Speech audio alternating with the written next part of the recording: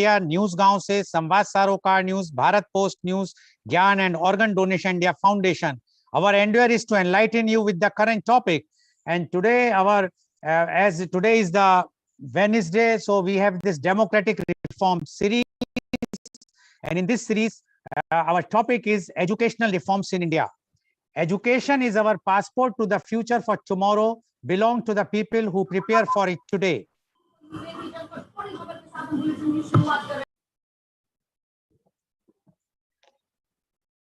Education is the process of receiving or giving systematic instruction, especially at a school or university. Education gives us a knowledge of the world around us and changes it into something better. It develops in us a perspective of looking at life. It helps us build opinion and have points of view on things in life. People debate over the subject of whether education is the only thing that gives knowledge. The National Policy on Education, NPE, is a policy formulated by the Government of India to promote education amongst India's people. The policy covers elementary education to colleges in both rural and urban India. The first NPE was promulgated by the Government of India by Prime Minister Indira Gandhi in 1968. The second by Prime Minister Rajiv Gandhi in 1986, and the third by Prime Minister Narendra Modi in 2020. The new education policy proposes for the globalization of education from preschool level to secondary level, along with a 100% gross enrollment ratio, GER, in school education till 2030, and further raise GER in higher education to up to 50% by 2025.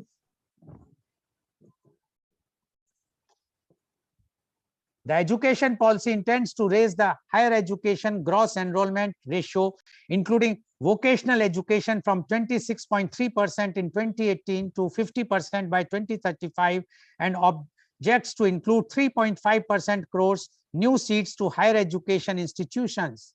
The 10+2 structure of the school curriculum shall be changed into 5+3+3+4 curricular structure corresponding to ages 3 to 8, 8 to 11, 11 to 14, and 14 to 18 years, respectively. It will comprise of 12 years of school education and 3 years of nursery and preschooling education. Affiliation of colleges is to be phased out in 15 years, and a stage-wise mechanism is to be established for granting graded autonomy to colleges.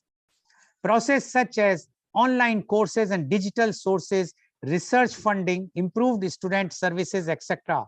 Credit-based appreciation of MOOCs shall be undertaken to ensure distance learning is in parity with the highest quality physical study programs.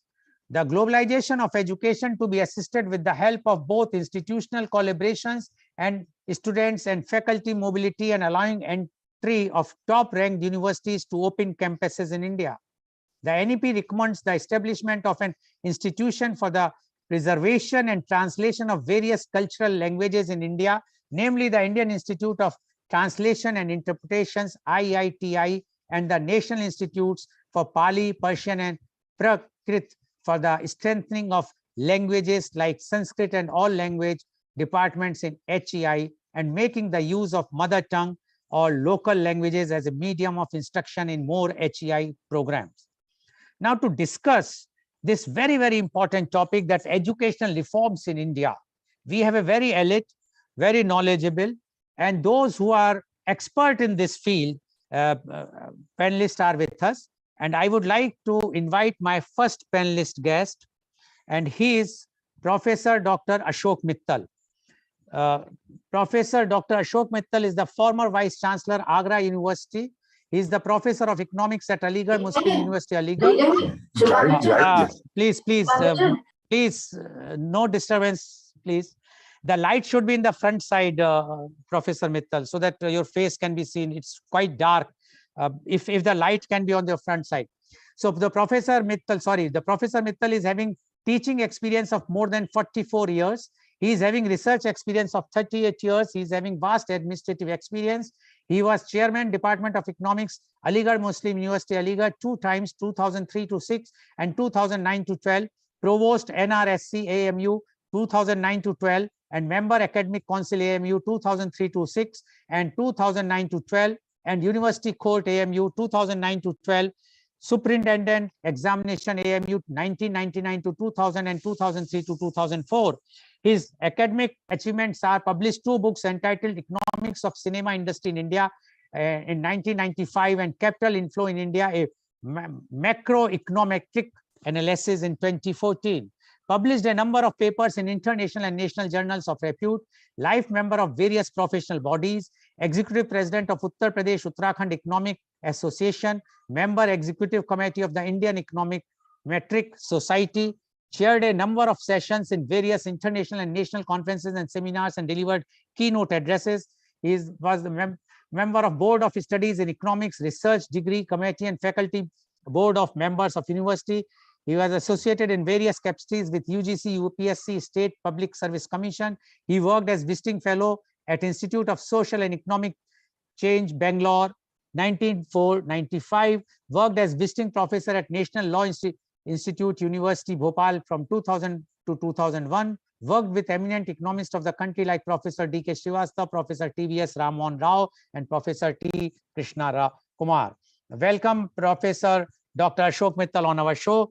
Professor Dr. Ashok Mittal, as I have mentioned something about the changes which the reforms which the government of India has undertaken by introducing the new education or the National Education Policy 2020, which was introduced on 30th of July 2020, and it was officially declared again in 2021 July. So now, because you are an educationist, educator, and a former vice chancellor of a very, very reputed and very big university called Agra University, we would like to know your views about the educational reforms in India, whether those reforms have been taken care by this new education policy or not, or what you feel that what should be done by the government or by the educators so that the education system in India can be reformed totally. Educational reforms in India, Professor Dr. Ashok Mittal, please.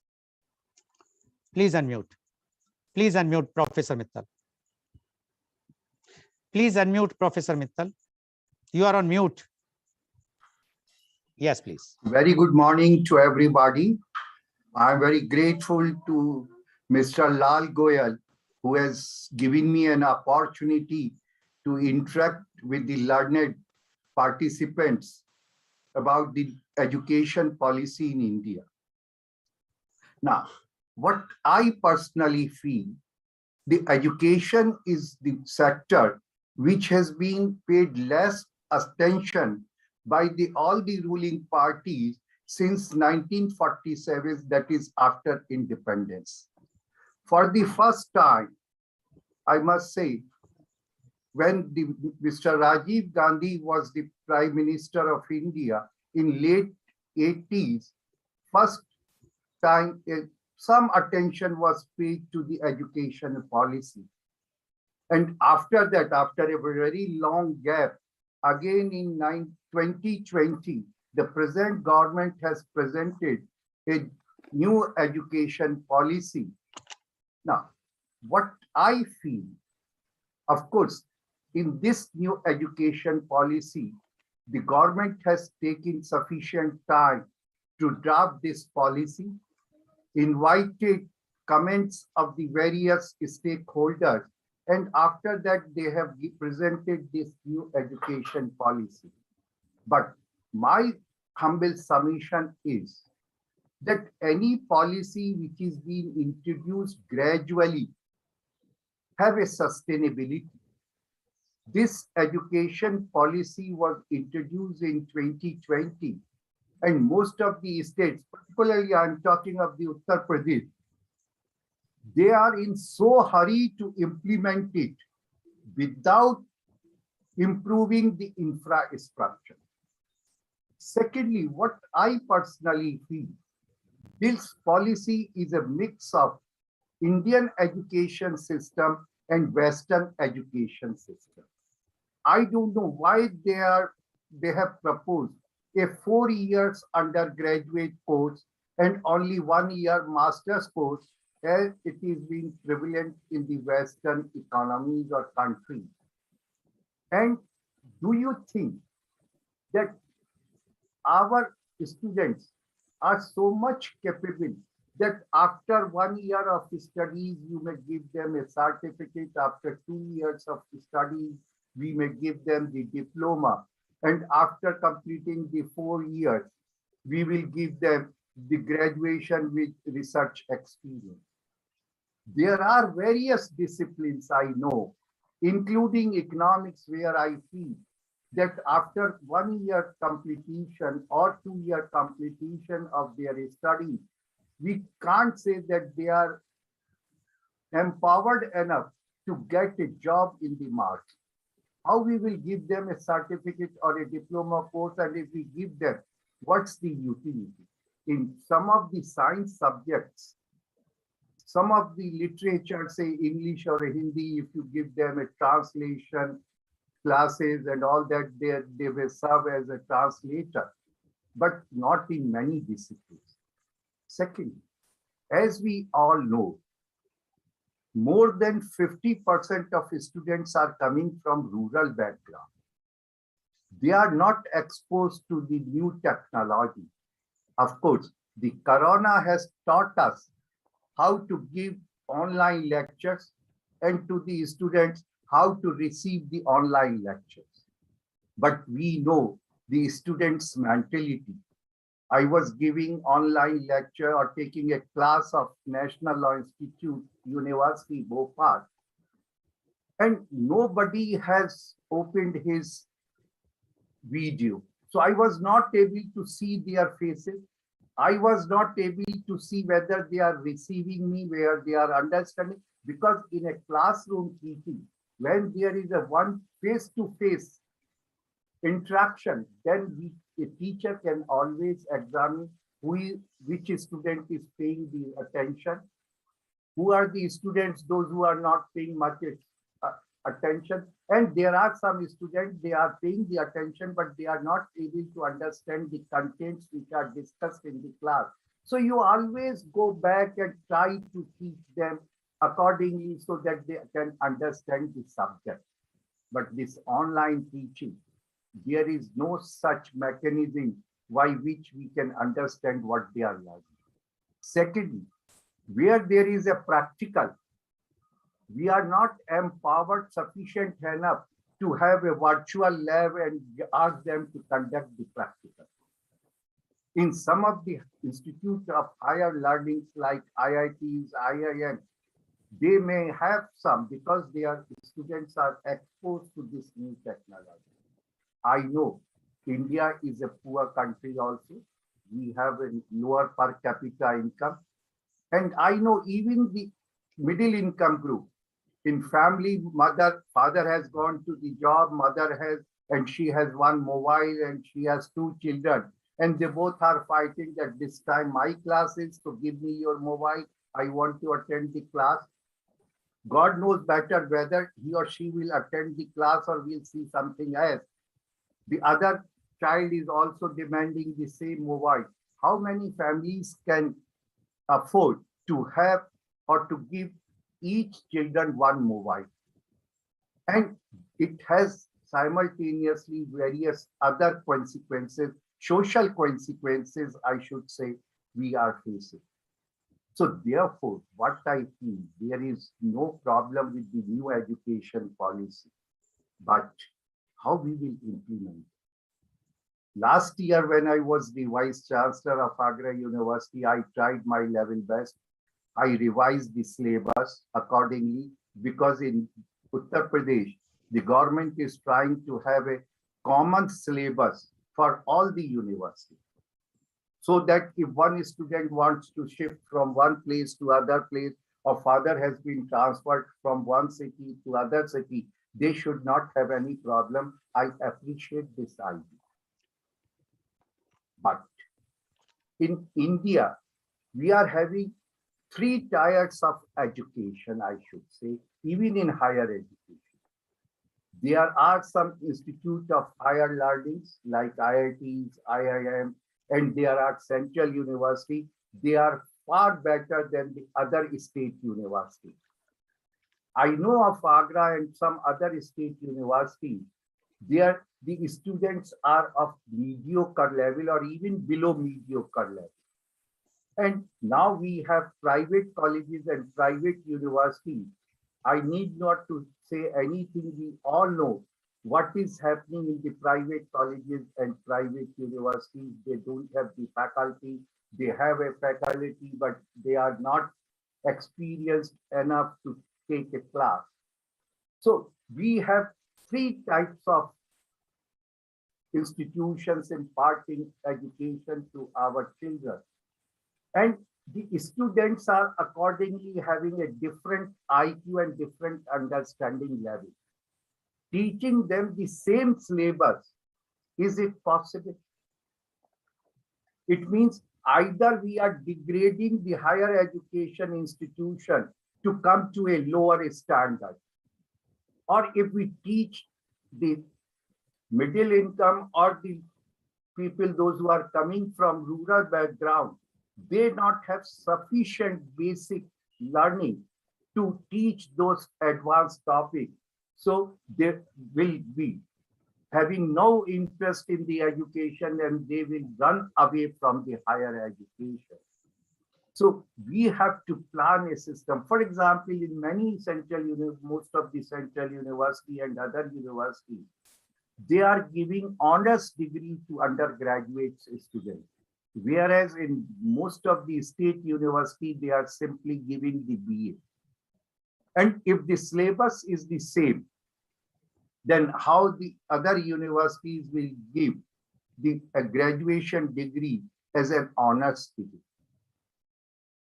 Secondly, in the new education policy, it's a very good concept that we should give some vocational training in some skilled course.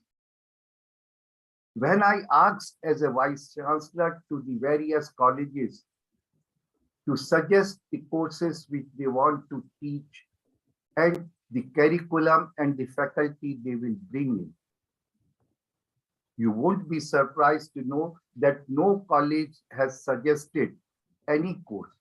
Then I asked the campus faculty that we should design, say 50 courses or so, and ask the colleges to opt out of those courses. The university will train the persons in those courses and will depute to the different colleges to teach them. And another problem with this, they have said that we should sign MOU with MSMEs and other market industries.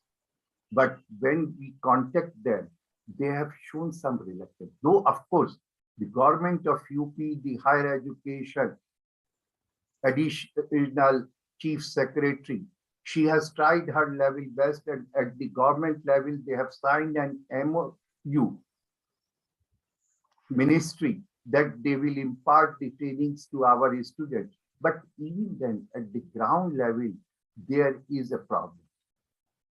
I give you an example because I know more the vice chancellor, but when I read in the newspaper, still in Agra University, colleges have not finalized which course they are going to teach an additional course or a skill course. And when we are expected to have the first year semester examination in the month of January only. So examinations are postponed. And secondly, for example, in Agra University, there are more than 4 lakh students appearing in the examination. And if I talk of the first year, there are more than 1 lakh students which will be appearing in the first year, first semester examination. Till date, even the examination form filling formality is not being completed because they don't know which course to opt. College is going to offer which course. So my simple summation is that higher education policy or the new education policy is a very good attempt on the part of the government. But this should not be implemented in a haste. There is no additional grant to giving to the universities so that they can develop some infrastructure. There is no additional faculty which is being sanctioned by the government to the universities and colleges. Within the existing facilities, how we can run these courses. Secondly, as being a practice in the Western countries, there is a system of transfer of credit system. But in our universities or colleges, because large number of colleges we have, how they will develop a mechanism to transfer the credits which is being earned by a student. For example, in Agra University, presently there are 1,060 private and government colleges. Then I asked my computer engineers to develop a software so that we can make it. But developing a software then is trial and making it foolproof, making it that it is not being hacked by the cyber criminals. It will take some time. So again, I say, Indian conditions are quite different than other Western countries. There is a lot of diversity. And keeping in mind the lot of diversities we are having, we have to develop the course. It's a very good attempt that to the preliminary stages, in the primary schools, the children will be taught in the mother language only. So what I say, when we talk about the education policy, then we should not have a full, first we should have paid attention to the primary education. When that is being adopted by all the primary schools, if that is being successful, then we should think of the middle class education, then switch on to higher education. So therefore, this education policy should have been implemented in phases. We should give some additional grants to the colleges and the university to develop the infrastructure, to develop the manpower, those who can deal with this infrastructure, because there will be a need of some additional classrooms. There will be need of some additional faculty members. So there are, what I feel, lot of gaps in between. First of all, we have to bridge those gaps.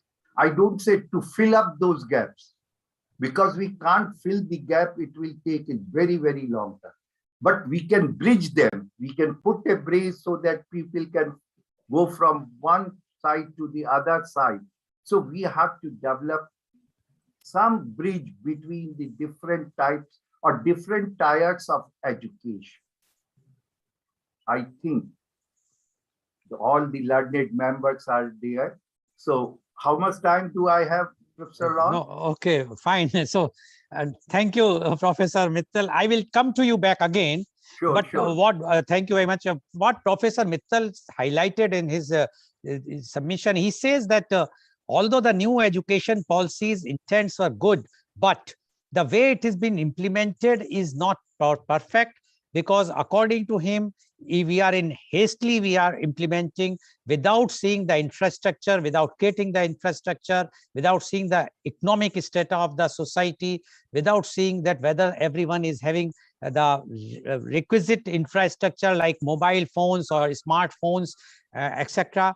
And he also mentioned one thing, very important thing he has raised. He says that this policy should be in phase wise. It should be for the first, start the development of the primary schools and the basic schools, then go to the middle schools, then the higher schools, etc. So he's according to Professor Mittal, if we will do it in all the phases at one time, then we will lead nowhere, because we are not ready with the infrastructure. We don't have the money, sufficient money to increase the infrastructure. He also objected the way we are following the westernized education system, which according to him is not correct. We have to see the conditions of our Indian students and the educators. Thank you very much, Professor Mittal, for giving your very enlightening views.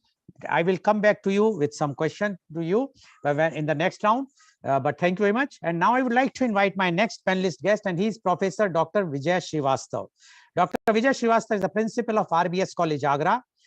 Professor Srivastava did his studies at Kashi Hindu Vishwavidyalaya. He was awarded D.Litt in Sanskrit.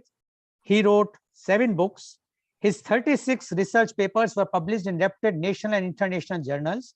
He actively participated in national and international conferences. He is regularly broadcasting his views on All India Radio. Welcome, Professor Dr. Vijay Srivastava. First of all, Professor Srivastava, please put your mobile on a horizontal position. Being the live telecast, it is advisable to go for the horizontal thing. Yes, please. Okay. Please unmute. So, Professor Dr. Vijay Srivastava, you have heard what Professor Dr. 𝐂𝐀𝐑𝐔 has spoken, and he has highlighted all the drawbacks in the National Education Policy 2020. Now we would like to know, being a principal of a very, very large area-wise college at Agra, we would like to know your views on educational reforms in India. Professor Dr. Vijay Srivastava, please. Please unmute.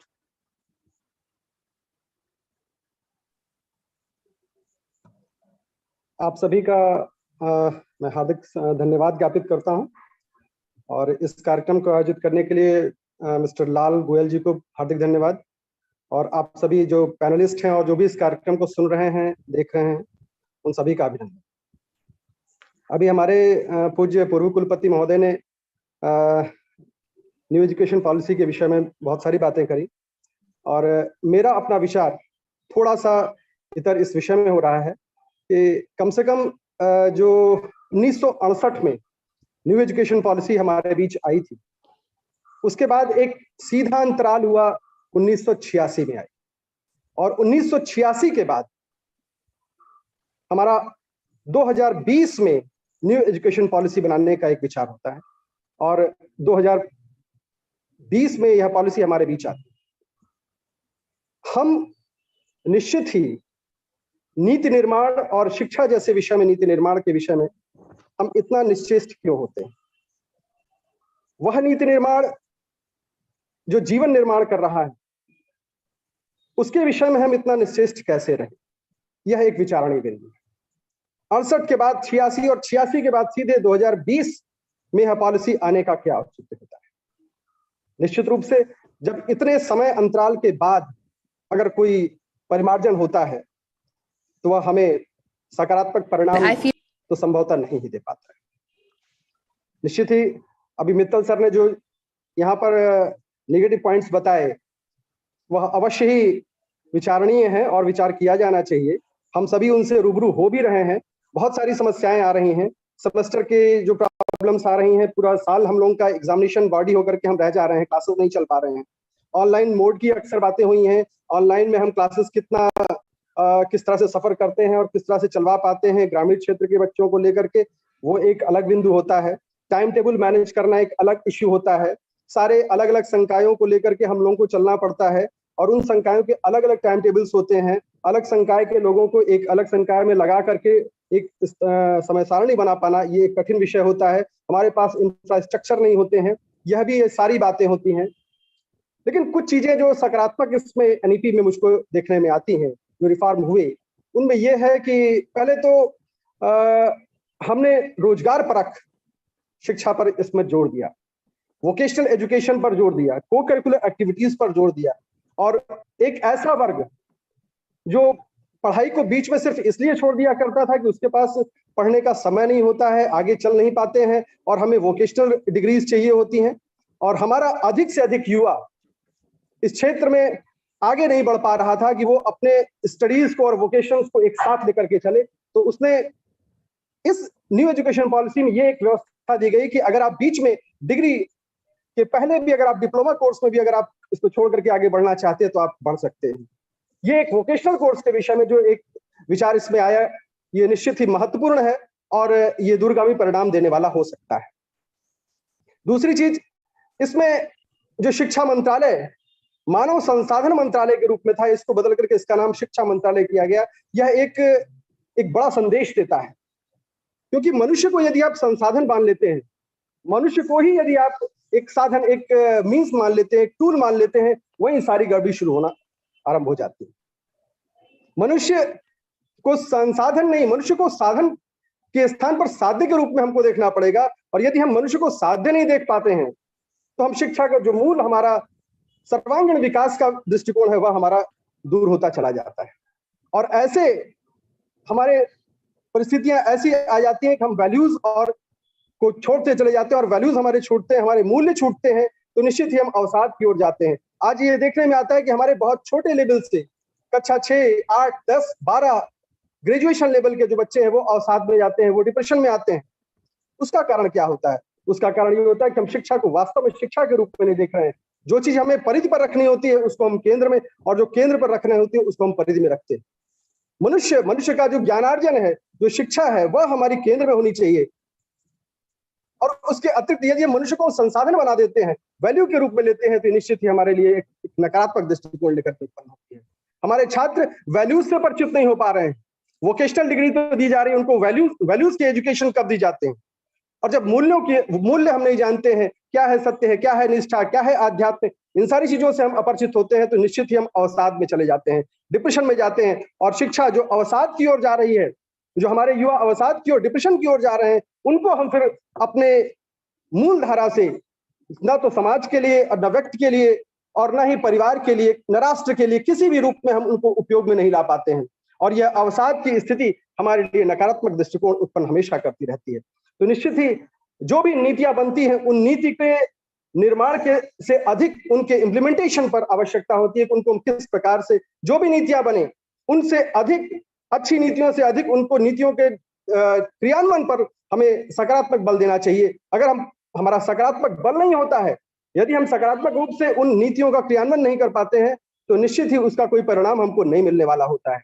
मेरे दृष्टिकोण से शिक्षा को शिक्षा के रूप में लिया जाना चाहिए। जो मनुष्य है उसको संसाधन नहीं, उसको एक साध्य के रूप में लिया जाना है। मनुष्य अपने सर्वांगीण विकास को शिक्षा के माध्यम से करता है, यह हमारा विचार होना चाहिए। और वैल्यूज नितांत आवश्यक हैं। जितना वोकेशनल कोर्सेज आवश्यक है, उतना ही वैल्यूज के कोर्सेज भी आवश्यक हैं कि हमको अपने छात्रों को यह शिक्षा देनी है कि हमारे मूल्य क्या है, हमारे वैल्यूज क्या है, हमारे संस्कार क्या है, हमारी जो उन्नति करने की अवस्था है वह क्या होगी। और जब तक यह नहीं होती तब तक हम निश्चित ही नकारात्मक दृष्टिकोण से इन सारी नीतियों में हम सफलता नहीं प्राप्त कर सकते हैं। जो भी नीतियां बनी हैं उनमें यह विचार अवश्य किया जाना चाहिए कि हम अपने बच्चों को वैल्यूज क्या दे रहे हैं, आध्यात्म की शिक्षा क्या दे रहे हैं। हमें जो संघर्ष की स्थिति बनती है, हमको यह भी शिक्षा देनी है कि हम हार करके भी कैसे अपने आप को खड़ा रख सकते हैं। हम एक प्रतिस्पर्धा, जो गला काट प्रतिस्पर्धा होती है, हम बच्चों को बचपन से ही सिखाते हैं कि हमको फर्स्ट आना है, सेकंड आना है, थर्ड आना है। ऐसी जो स्थिति है, जो भाई 100 बच्चे हैं, 100 में से 3 ही फर्स्ट आएंगे, बाकी 97 बच्चों की स्थिति हमें क्या होती है? हमको हर एक बच्चे को यह शिक्षा देनी है कि हार करके भी हम जीत सकते हैं। संसाधन हमारे पास क्या होते हैं, इससे हमसे नहीं वास्ता होता है। हमको यह है कि हमको स्ट्राइव कैसे करना है, समाज में एक को दूसरे के साथ जोड़ करके क्या चलना है। क्योंकि शिक्षा का तात्पर्य ये नहीं होता कि हम अपने आप को समाज से, परिवेश से काटते चले जाएं। शिक्षा का मतलब होता है कि हम व्यक्ति को व्यक्ति से जोड़ें। व्यक्ति यदि समाज में अपनी स्थिति में, अपने अगर आस पड़ोस में नहीं जुड़ रहा है, तो निश्चित ही हमारे क्रिया और ज्ञान का अंतर होता है। ज्ञान दूर कुछ क्रिया भिन्न, इच्छा क्यों पूरी हो मन की, एक दूसरे से मिल न सके, यह विडंबना जीवन की, यह विडंबना बनी रहती है। ज्ञान हमारी क्रिया से दूर होता जाता है। दीक्षा और शिक्षा दोनों अपार्ट हो जाती हैं। हम दीक्षित नहीं हो पाते, हम शिक्षा डिग्रियां बटोर करके रख लेते हैं और एक अंबार सा लग जाता है। हम क्वालिटी और क्वांटिटी का डिफरेंस हमें समझना होगा। क्वालिटी हमारी गिरती चली जाती है क्वांटिटी बनाने के चक्कर में। हम अधिक से अधिक साक्षर होते चले जाते हैं। बहुत सारे लोग साक्षरता पर सारा ध्यान हो जाता है, लेकिन शिक्षित होने पर हमारा ध्यान नहीं हो रहा है। हम शिक्षा और साक्षरता को एक साथ मिला दे रहे हैं। संभवतः ये सबसे बड़ी विडंबना हो रही है। हम शिक्षित डिग्रियों को बटोर लेना ही शिक्षित होना मानते हैं। निश्चित ही मेरे ख्याल से यह एक सकारात्मक बिंदु नहीं है। हमें जब भी हमारी स्थिति यह होगी कि हम शिक्षा को डिग्रियां बटोरने का या एपीआईज बटोरने का एक संसाधन मानते हैं, यह एक गलत होगा। यह हमारे यहाँ की यह परंपरा कभी भी नहीं रही है। हमको व्यक्ति के उन्नयन के दिशा में विचार करना होगा। हमें ये जानना होगा कि हम किन वैल्यूज के माध्यम से, किस आध्यात्मिक दृष्टिकोण के माध्यम से हम शिक्षा का जो सार तत्व है, जो सर्वांगीण विकास है, उस सर्वांगीण विकास को हम कैसे पा सकते हैं।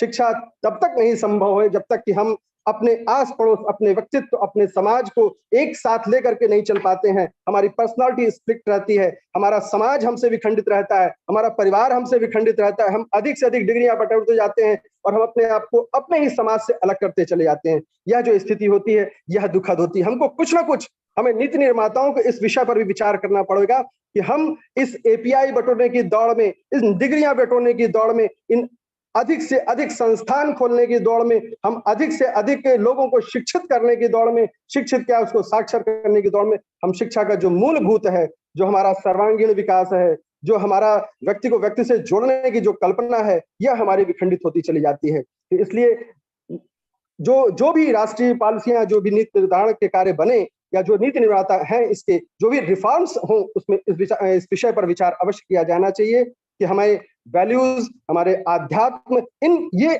जब तक इनको हम केंद्र में नहीं रखेंगे तब तक हम निश्चित ही हम अपने लक्ष्य को नहीं पा पाएंगे। क्योंकि शिक्षा का मूल तात्पर्य यह है कि हम कुछ सीख सकें, और सीखना यह है कि हम अपने समाज से अपने आप को कैसे जोड़ सकें, अपने व्यक्तित्व को, जो हमारा बटा हुआ व्यक्तित्व रहता है, उसको हम कैसे जोड़ सकें। इन सारी बातों पर भी नीति निर्माण में अवश्य विचार किया जाना चाहिए। मेरे ख्याल से मेरा यही अपना विचार है। बहुत बहुत धन्यवाद आप सभी। Office, thank you very much, Professor Dr. Vijay Srivastava, for giving your views, and very, very clear and strong views. What Professor Dr. Vijay Srivastava says that first thing, he agrees on many points which were raised by Professor Dr. 𝐂𝐀𝐑𝐔, but he says that these policies which are being made after the gap of so many years, first in 1968, then in 1986, and then 2020, it shows that how the governments are not serious about the education. And he says that we must consider this education is a very, very important thing, and the education system should be based not only to grab the degrees, but it should be to inculcate the values, the ethical values, the real knowledge to a student. Grabbing of a degree or getting a degree and not having any knowledge serves no purpose. And he says that he welcomes about the skill development which has been introduced in this new education policies, but there is a lots of gap. He says we are also facing lots of problems, and here in India the main problem is the competition from the childhood. Everyone is asking the child should be on the first. Now it's not possible that every child can be a first. So according to him, that we should have a healthy competition, we should inculcate the values, we should inculcate the real knowledge, impart the real knowledge to the students, not just providing them the degrees. And those many challenges the government should take consideration seriously and give more impact or effect to the education policy. Thank you very much, Professor Dr. Vijay Srivastava, for giving your views. And now I would like to invite my next panelist guest, and he is she is Professor Dr. 𝐂𝐀𝐑𝐔 Bansal. Professor Dr. 𝐂𝐀𝐑𝐔 Bansal is the Dean of BPS Mahila Vishwavidyalaya, Sonipat. She is Professor in Department of Management Studies since December 11, 2012. She was the Dean of Faculty of Commerce and Management Studies and Chairperson of Department of Management Studies. She also discharged the duties of Dean Academic Affairs for 3 years, Registrar and Proctor of the University. Prior to joining BPS Mahila Vishwavidyalaya, she worked in Vanasthali Vidyapith, Rajasthan for 14 years. She visited University of Oxford, UK on behest of Ministry of Human Resource Development, Government of India. In June 2019, she was selected for fully paid bursary grant of Association of Commonwealth Universities to attend the UCEA 2019 conference, the HE Workforce Exploring Global Perspectives in London, and study tours to Imperial College London and University of Surrey. In 2018, she completed a rupees 1.12 crore project to develop a content for 16 courses of postgraduate program in human resource management under UGC. She published 49 papers in national and international journals of repute, published 2 books, and presented papers and chaired sessions in national and international conferences in India and abroad. She is acting as paper reviewer for international journals of MLL publication UK and has undertaken 2 major UGC projects. Under her guidance, 20 students have been awarded the PhD.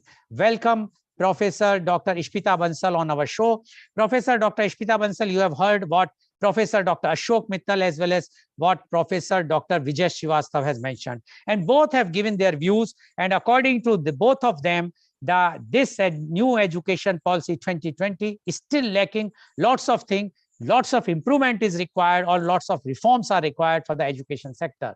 Now, you being such a senior educator in the field of education, and your experiences as a dean, as administrators, and the management, we would like to know your views on educational reforms in India. Professor Dr. Ishpita Bansal, please. Please unmute. Please unmute. Okay, thank you, Mr. Goel.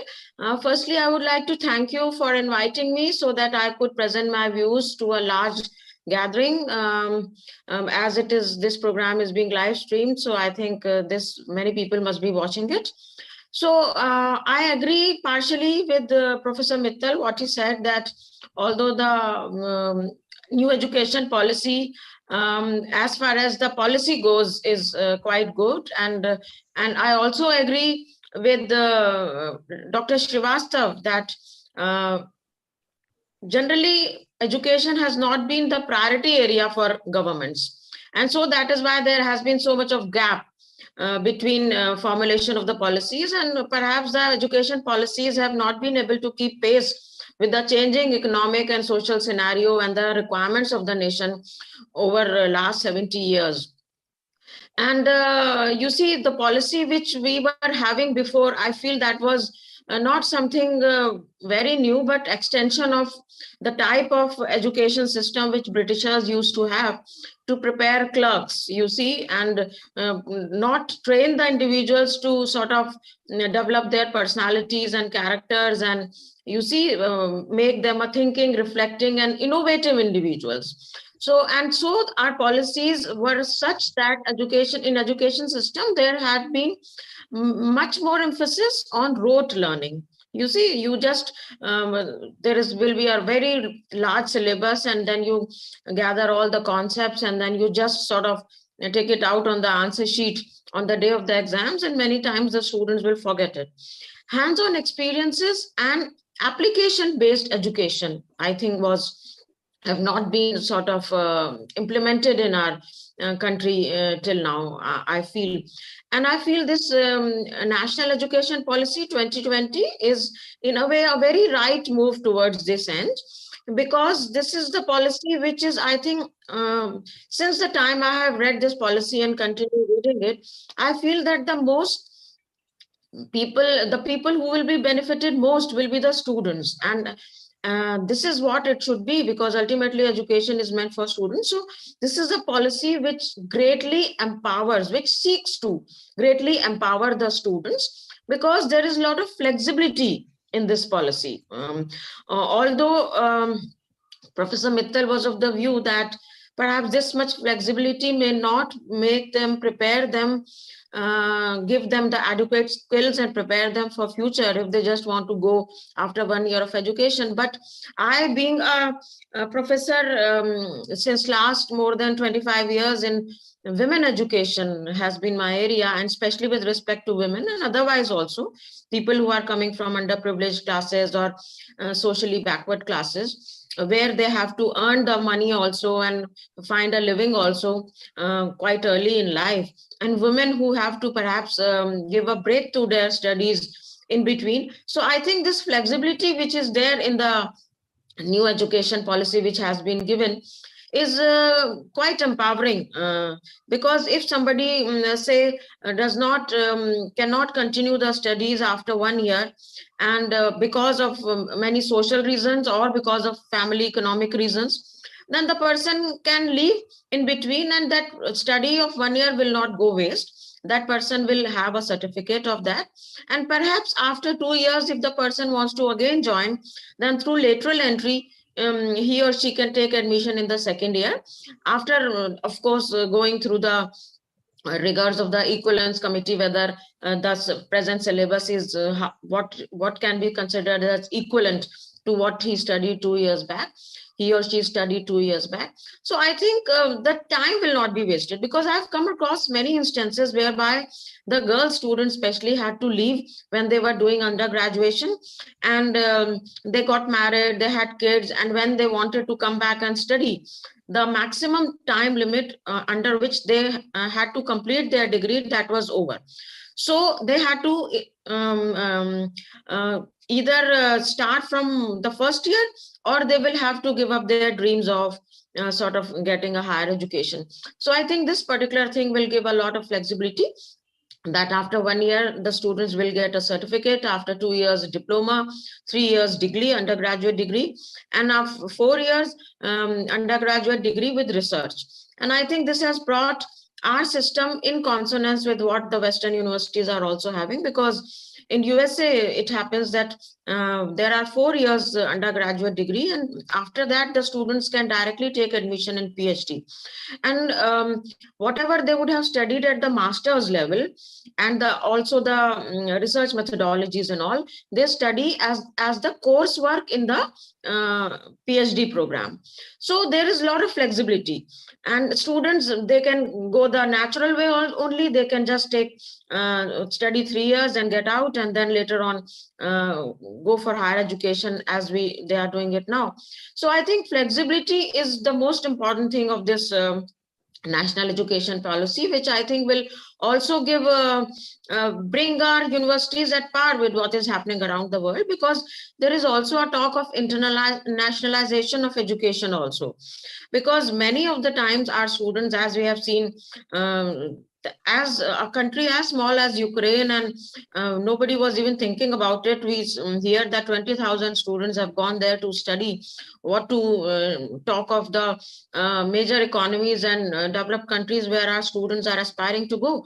So when they want to go outside to study, if our systems are in consonance or at par with what is happening around the world, then I think it will be much better for our students' mobility. And as Professor Mittal said, that I do agree with him that India is a very diverse country, and there is every format which is working here. And you see, if we have a highly economically rich and highly advanced students, we also have one particular level whereby students are not so economically well off, and they do not have that support structure which can make them sort of decide on their own what path they want to choose. So there is a requirement of balancing these two things. And I think the challenge, as Professor Mittal said, and also Dr. Srivastav said, that is in the implementation of this policy. And the vision to implement this policy is still 2035, and at by that particular time only, it is also envisaged that gross enrollment ratio should go to 50%, which in 2018 was 26 point something. So how this will happen? So again, there is an answer to this in this new education policy, that there is a lot of focus on inclusivity in this policy. So inclusivity in terms of underprivileged classes, inclusivity in terms of outreach to all the sections of the society. So there is a provision in this university that by 2035, it is envisioned that there will be one college in every district of the country, so that students, just because they cannot go to long distances, they have to leave their education. Especially, I would again say, with respect to the girl students, many times girl students have to leave education because there's no school in their village, and there is no school in their college in their district, and they just cannot go so long distances, and sometimes their parents cannot afford for them to study in hostels also. So I think inclusivity is another factor, which is, and there is a talk separately of the gender inclusivity also. That is systems and infrastructure, and you see, administrations have to see to it that girl students are encouraged to join education, and systems and the environment is so built so that they are sort of feel comfortable coming to the school and the college. So I think this is again a very important thing which has been added to this new education policy. And as both our previous experts have said that since there has been so much of gap in between the formulation of policy and implementing them, especially Dr. Srivastav said it, so that is why the implementation becomes very challenging, because in this interim period so much time has elapsed. You see, the society, the economy, the world scenario, the international scenario has totally undergone a change, and if we want to bring the education policy at par with this, then there have to be very dynamic and you see fundamental changes which have to be brought about. And definitely it will be painful implementing all that, because we need to change the things right from the scratch. And so implementation is a big challenge, but at least we have started the process. I think like to sort of congratulate this present government that they have started this process. And there is a sort of, because if we continue thinking that we just cannot match up with the Western countries, I think it will be difficult to match up with them. And the vision of this new education policy is that Indian universities should also come into top 100 or top 500 universities, because presently Indian universities are not featuring in top 500 universities also of the world. And you see, we are such a big country, and every sixth person in the world is an Indian, and our universities representation in top 500 universities of the world is also not there. Hardly 1 or 2 universities are there. So I think if we have this vision of this new education policy, then we have to think in terms of international standards, and we have to pull up the systems and the structure, infrastructure, and our students also to come up to that level. And there is also a vision that things will become very flexible in this university, not only for the students, but also for the institutions themselves, because there is a provision in this university that there will, although I'm surprised that in Uttar Pradesh, Professor Mittal was saying that there is a talk of making one single syllabus for the entire higher education. That is, I think, quite surprising. We can think of implementing that at undergraduate level, perhaps, but I think at postgraduate level, this should not be done. And because in new education policy itself, there is a talk of autonomy, that universities have to function autonomously, and if the universities get accredited and they have attained a certain repute and ranking, then they will be given the chance to totally operate autonomously, to the extent that even the vice chancellors and registrars and senior functionaries of the university will not be appointed from by the government or an outside agency, but there will be a board which will be internally constituted, which will decide about who will head the institution. And also not only autonomy of the universities, but also autonomy of the colleges also. This new education policy talks about that if colleges are good enough, if they excel enough, and then if they are ranked, they achieve top rankings, then even the colleges can become autonomous. Because presently now we have the system of affiliating college universities, whereby, as Professor Mittal was saying, that more than 1,000 colleges are affiliated with Agra University, and this is the case with most of the state universities. And so administration and you see that such a big system pulls down the efforts. And if some college wants to sort of break free of the university which is pulling them backwards, and if they want to perform well, then there is a provision in this new education policy, national education policy, that they can do so. They can perform well, they can prove themselves, they can excel, and then they will be given a chance to sort of become autonomous. And I think this is again the system which is we are going with international standards, because in Western countries there is no concept of affiliating universities, that one university is managing so many colleges, because everybody has a right to grow, and everybody has a right to, you see, make their students grow how they make them want to grow, because you see, we can, in our Gurukul system also, this used to be the case, that the head of the Gurukul, the rishis, used to be deciding that how they will teach their students, and as per the levels of the students and the requirement needs of the students, they discharge the knowledge to them. And And one thing I want to again add, which I will want to second my previous experts, which have sort of been invited here, that this new education policy also talked about value-based education. This is very important because nowadays what we are seeing that we are totally focusing on knowledge, but not on character. And as Swami Vivekananda has said, that the purpose of education is character building and man making. And somewhere in the past, by so much putting up so much sort of, you see the content in the syllabus, but not focusing on this behavioral aspect and the psychological mental aspect of students, we have somehow lost this sort of vision, what the vision of education should be. That is, we have to prepare individuals who can seek knowledge, who can behave well, who can contribute to the society, and who, if they want to and are able to build so much of substance that when they speak, the world listens to them. So I think this new education policy is taking care of that. But as both the previous speakers said, that implementation is a great challenge. But in Haryana, what is happening is the vision to implement this new education policy till 2035 has been formulated. So we are not seeking to implement the entire education policy immediately or say in coming 5 years.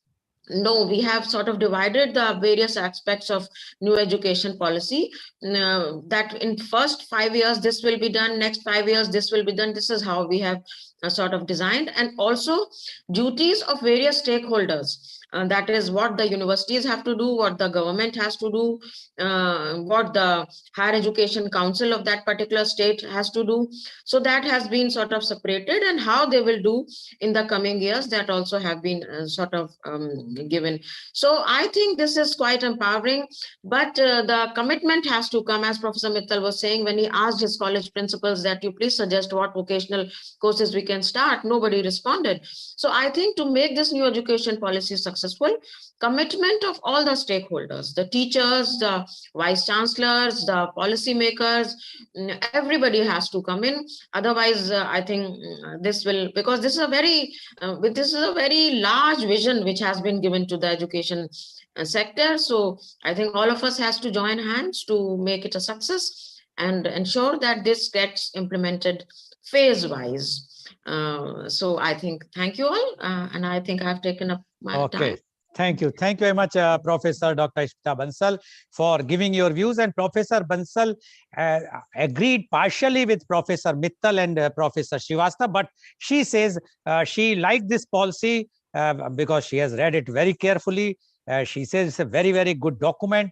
Only her reservation is again the same: implementation. And that is the main crux of this policy. But that's what I said, that the intent is good, but whether this policy is going to be implemented. But one point which she raised, which I would like to highlight, is about the women. And she says the girls and the women, because of due to their marriage and due to some economical conditions, etc., they have to take the breaks more than even the boys. That is very clear.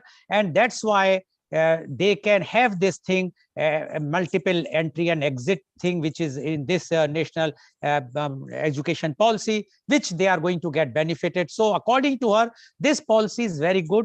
And if it is implemented in real spirit, then definitely the new education policy can address all those issues which were earlier we were having reservations. But only thing, the implementation, which she emphasized. And she says what we are doing is we are also going to have something, because she also highlighted that there are no universities, and the fact is not a single university in the first 250 top universities in the world. Although we are having the maximum number of universities in the world, we are having more than 1,000 universities.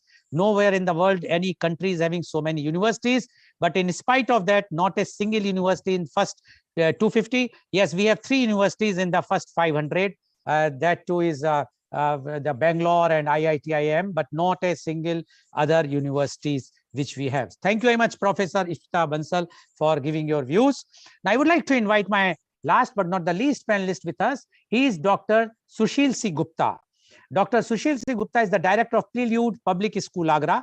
He is the President of Association of Progressive Schools of Agra. He is President of District Agra Yoga Association. He is Regional Convener, Uttar Pradesh and Uttarakhand of National Independent Schools Alliance NISA. He is national convener of NISA Education Care Fund. He is the former president of Lions Vishal Charitable Society and Lions Club of Agra Vishal. He is the former district chairperson of Lions Quest International District 321 C2 2019 to 2021. He is the vice president of Agra City Real Estate Development Organization REDCO. REDCO. Welcome, Dr. Sushil C. Gupta on our show. Dr. Gupta, you have heard three experts, I will say the top experts, Professor Mittal, Professor Srivastava, and Professor Bansal. They all belongs to the higher education. Now you are there for the primary education from the nursery to 12th standard. So basically your challenges, your problems are definitely different, somewhat different from others. And as Professor Mittal mentioned very clearly, or Professor Srivastava, that we should start from the basics. Professor Mittal has said that the basics from the primary schools, etc. We would like to know your views on the educational reforms in India. Dr. Sushil C. Gupta, please. Thank you, Thank you, Mr. Goel, for providing me this platform. And first of all, I would say that I will start with green morning. Why green morning? Now everybody knows that greenery is very important. Now we should leave saying good morning or good afternoon or good evening. Start saying greenery. So at least you will think of greenery, how to save, how to maintain, how to grow. So that's all. And definitely, Mr. Lal, what you said is that all the three previous speakers were talking about the higher studies. I'm really sorry to say that I'm not very happy with the national education policy, although it came after almost 34 years or 35 years, but nothing has been given concretely regarding the basic educations. Definitely, there are few things which are highlighted, that as far as after the 10th, we used to go for science or commerce or humanities stream, but there are subjects are absolutely confined. Now any students who is taking the science can also go for history or subjects like that. So that is one thing. Then the vocational training is another thing. That's a good basically, but still I would say that it is their activities are to be promoted, vocational trainings are to be promoted, but to be very frank, they emphasize on the education, which everybody, and you initially started, that we are lacking behind in our country. The percentage of the total budget is not that much healthy, to be very frank. Now, even in NEP also, I'm sorry to say that how many educationists were called and asked for.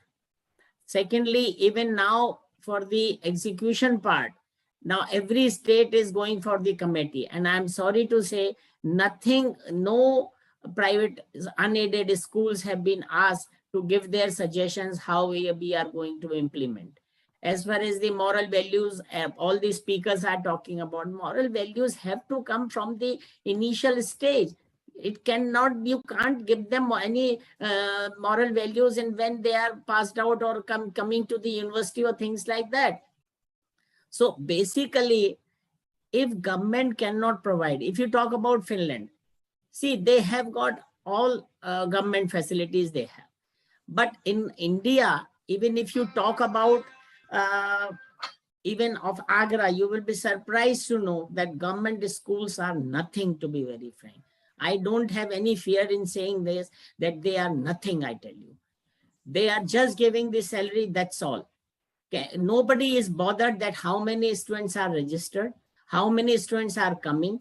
They have started the lunch facility also, even there they are not turning up because nobody is caring about that. On the contrary, other hand, all the unaided private schools, now they are only bothered about that. क्यों इतनी fees charge कर रहे हैं, क्यों इस तरह की facilities दे रहे हैं, क्यों इस तरह का वो कर रहे हैं. Still I would say कि we cater more than 65% in India, the unaided private schools. And उसके ऊपर NEP ने भी कोई बहुत अच्छी बात नहीं रखी है. Even states are also behind us. I have no issues, no problem. Whatever state says, we have to obey that. But on the contrary, they should have their infrastructures on government also. Few in Delhi also, they have tried and they have successfully tried. But to be very frank, why so much of strictness on unaided schools? We are not asking anything from you. Even then you want to govern everything, whether it is of a bus charges or whether it is the fee charges. Talk about the rest of the world. Their private schools are there.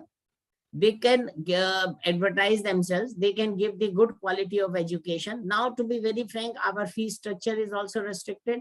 Now we are confined. Now nothing, no innovation, no new thing to the students. What is this? And I don't agree with this.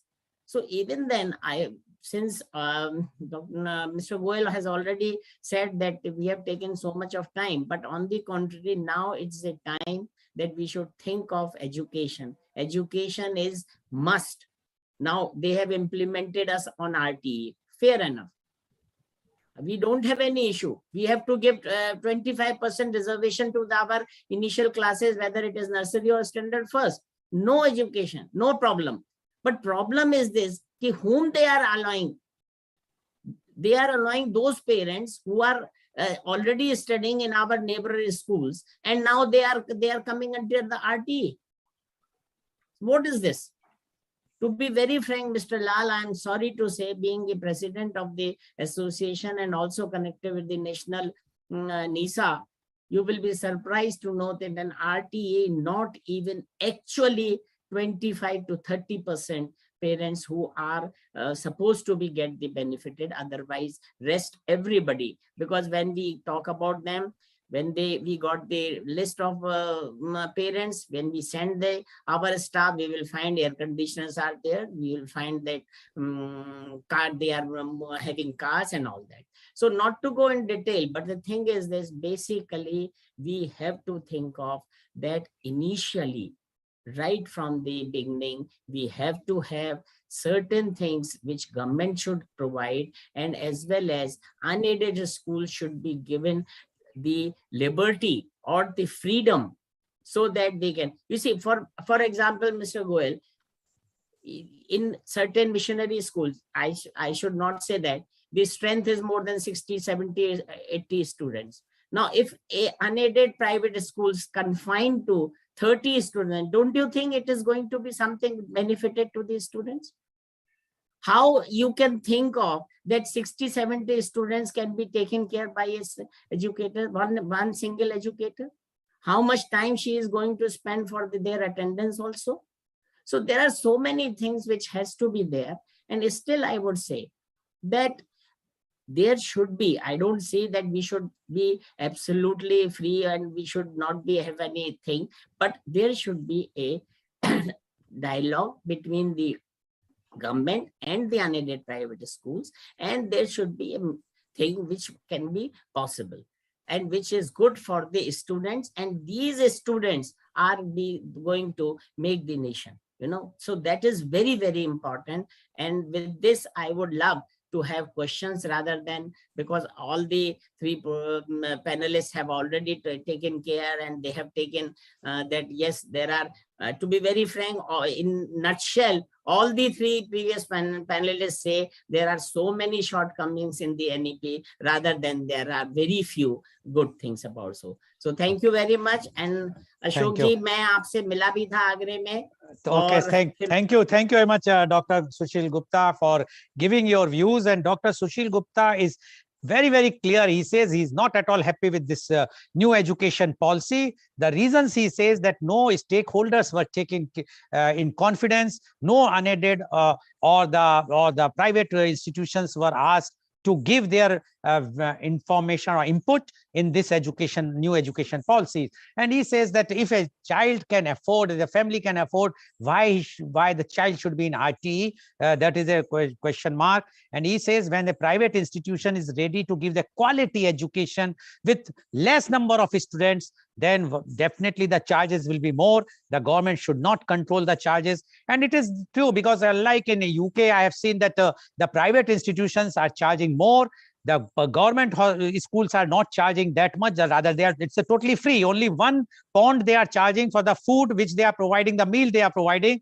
But still, the education standard of the government schools are so high in UK that the people prefer to go to the government schools than the Yes. private institution, because they are very limited. They provide the education in that way. Thank you very much, Dr. Gupta. Definitely, as you said, the questions, and I have to act as a devil's advocate, so I will be asking some difficult questions for me, for you, very simple questions. So my first question goes to Professor Dr. Ashok Mittal. Professor Dr. Ashok Mittal, everyone says about the implementation. Now, when we talk about the implementation, one thing is very clear: education is not at all a priority thing to us. Health became priority because of COVID. Otherwise, we were not thinking about health. Now, the education is also not at all priority. And we have seen in NEP, which was launched on 30th July 2020, it was mentioned 6% of the GDP very clearly. And it was after the COVID first wave, which was which already started in March 2020 and already taken care. But we have seen in 2021 and 2022 budget, union budget, this was almost 50% of the GDP, 3.1 or 3.2. They have, don't you think, if this is the input, if the government is not even putting the 100% what they have mentioned in the NEP, whether it's 2035 or 2050 or 2100, and this type of policies will be like a Mungeri Lal ka sapna. It will be a document only. It will not be implemented. Once it cannot be implemented, then what is the use of, we are talking of the educational reforms? What you say about this, Professor Dr. Ashok Mittal, please? Thank you very much, Dr. Lal. You are very right in saying that the budgetary allocation for education is not up to the mark. Most of the educationists and the policy makers have suggested that if not 6%, but at least 5% should be allocated to the education sector. Still, we have not reached to that point. And this year budget 22-23, again, there is not a significant hike in the budget. If you take the inflationary pressure into the consideration, you will find there is no change in the budget as far as education is concerned. Therefore, everything needs some money. Whenever we want to have some change, it has its cost. If we are not able to meet that cost, how we will implement any policy? So therefore, first, as I mentioned in my lecture also, that education has not been paid much attention.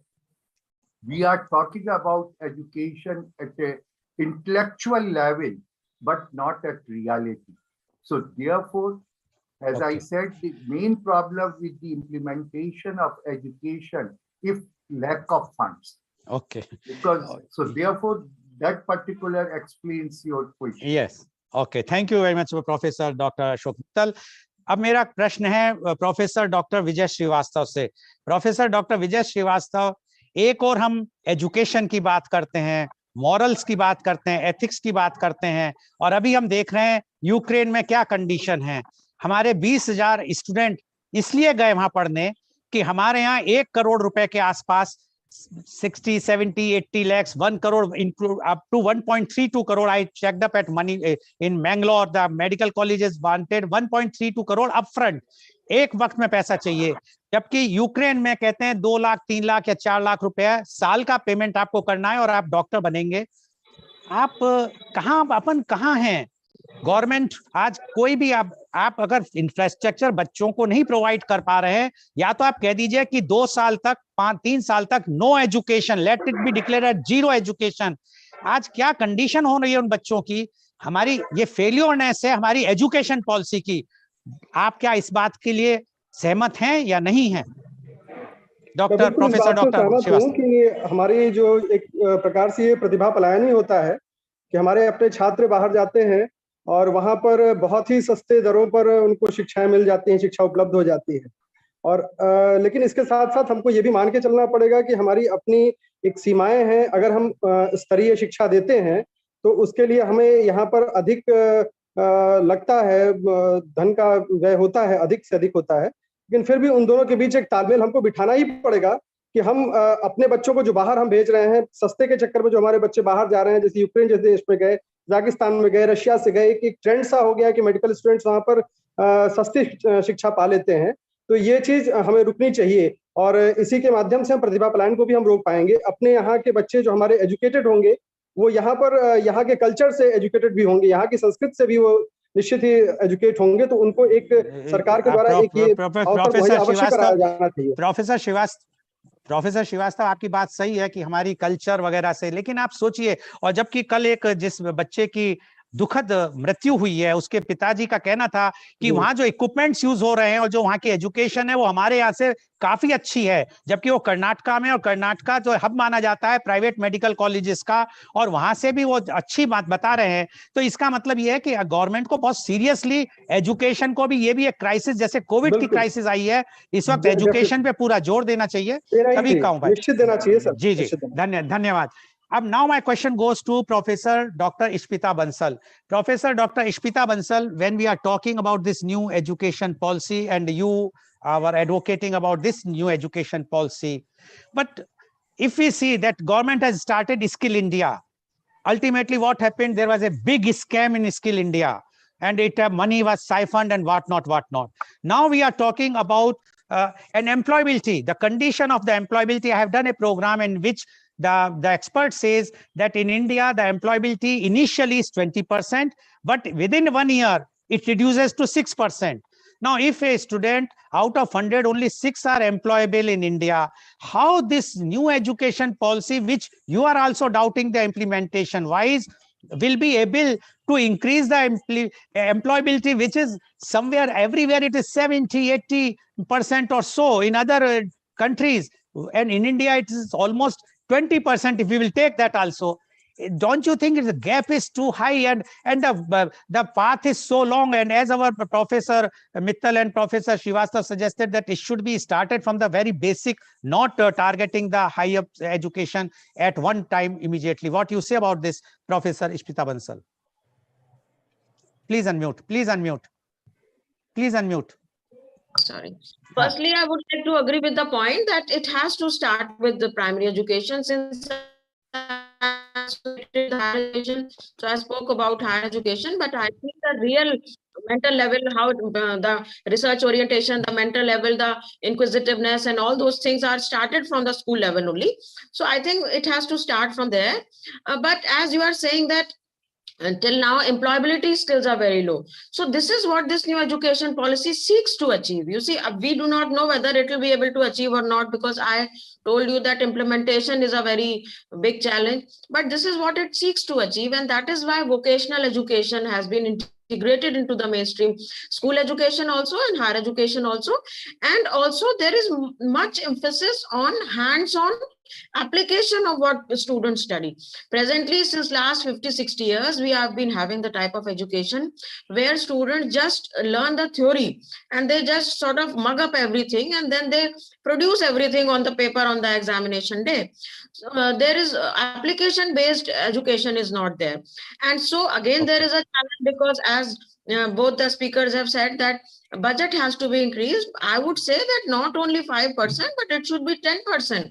If the type of vision this new education policy is having, if we have to achieve that vision, then budget of education should be 10% of the budget at least. Okay, thank you. Yes. Thank you, Professor Bansal. I don't think that the finance minister will be happy to hear that 10%. If they can do it, they can reduce it to 1% also, because education is the least priority in India. Now my question goes to Dr. Sushil Gupta. Dr. Sushil Gupta, experiential education or experiential learning.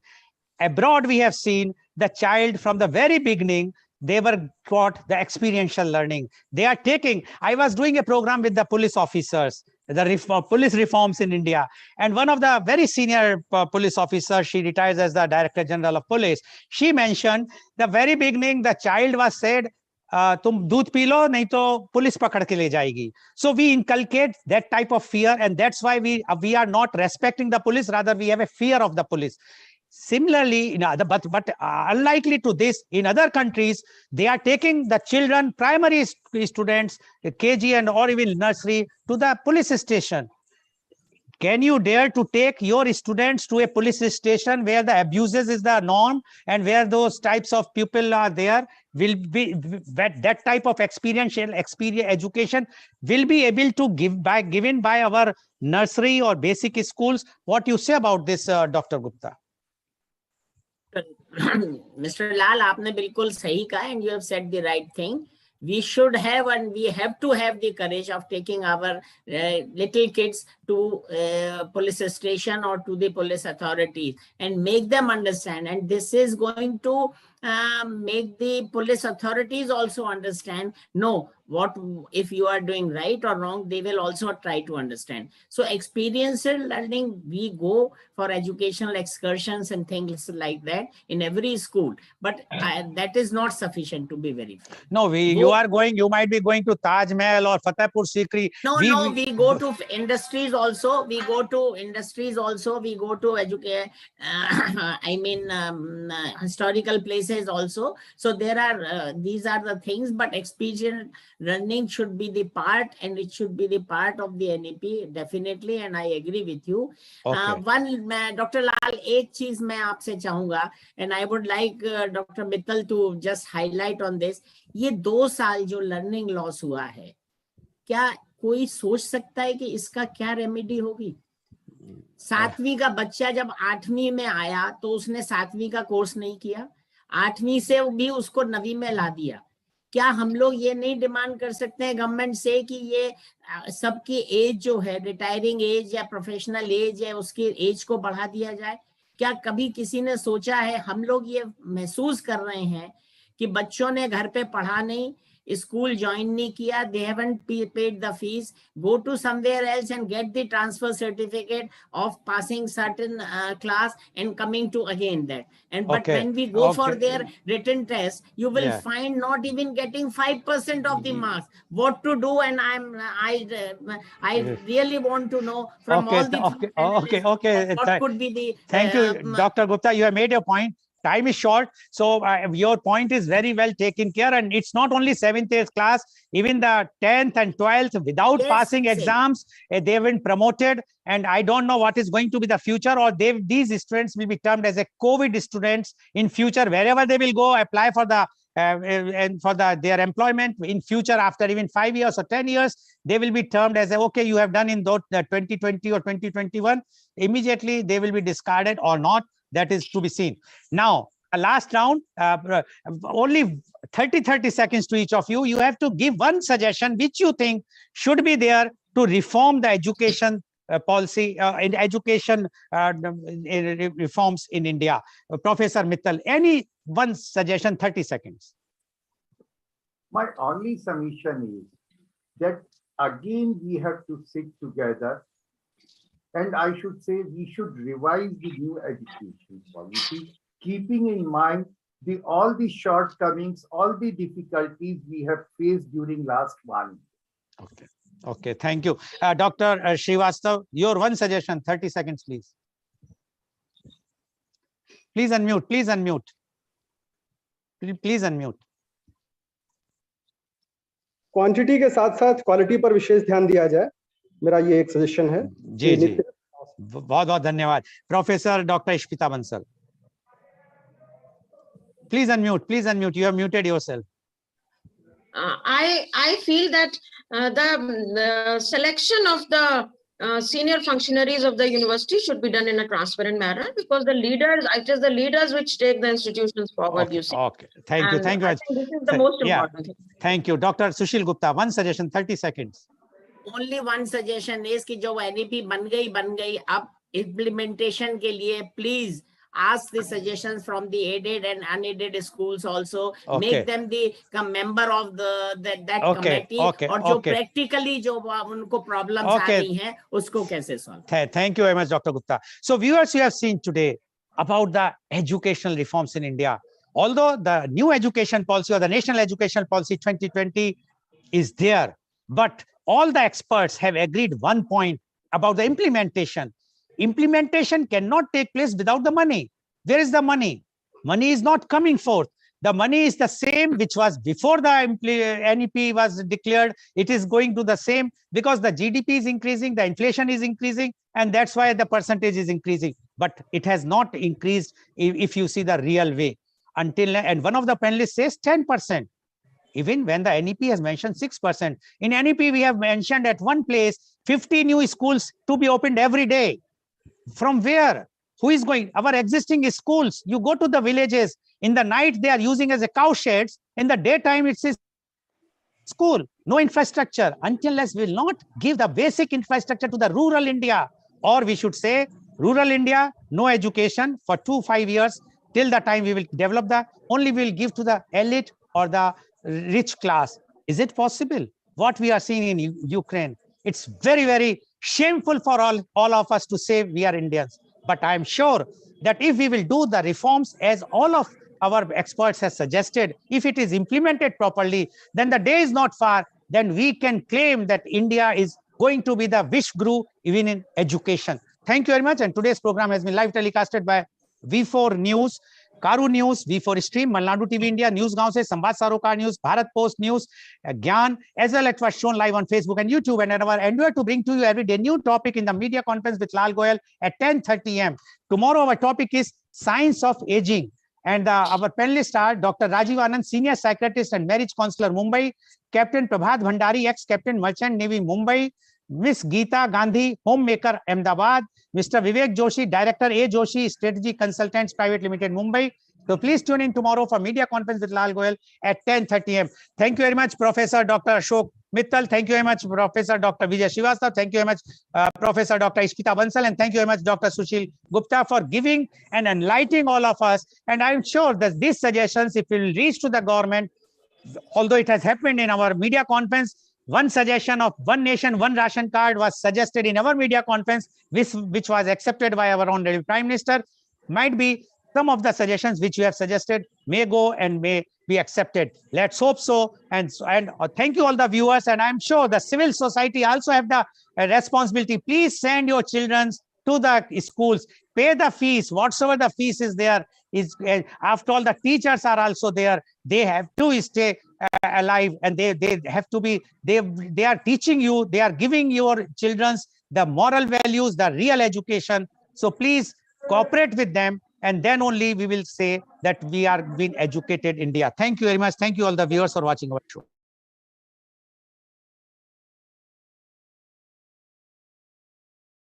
To the government, although it has happened in our media conference, one suggestion of one nation, one ration card was suggested in our media conference, which was accepted by our honorable Prime Minister.